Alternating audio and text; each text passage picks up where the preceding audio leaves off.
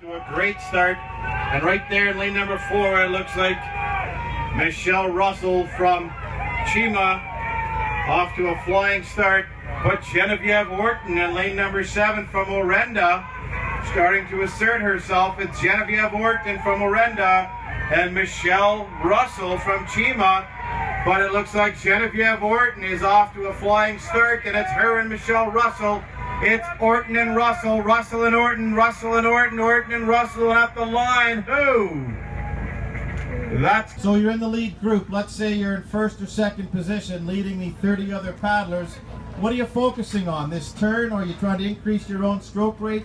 Do you pay attention to some of the other crews around you, or are you focused on your own race? Well, you really have to stick to your own race plan. I like to match the stroke rate of anyone around me. If you're already in the lead, though, your stroke rate's probably right where you want it to be. Now that looks like a familiar face out there leading the charge. He's got a Chima jersey on.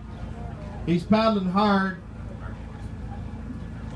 And it's Mark Wiseman, it looks like, from Chima, really starting to separate himself from the field. How tricky are these turns when you're in a group rounding these arrowhead turns, and what do you take a look at depending on what side you paddle on?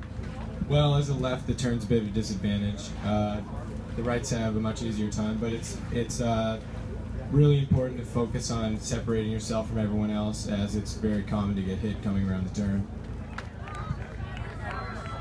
And the last couple meters here for Burlock Sheila Meribar, as she's getting a bronze medal in the 6K. Followed closely by Senobe's Kate Hennessy. Dan, would you like to say anything to your teammate Kate Hennessy? Yeah, this has been a really good performance for Kate Hennessy. She's a BAM, so she'll have a few more years in this event. And at Senobe, I'm sure we're all very proud of her. Give her a hand. Thank you, Dan.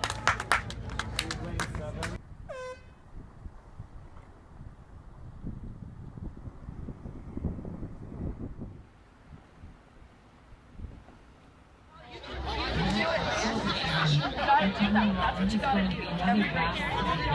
Train like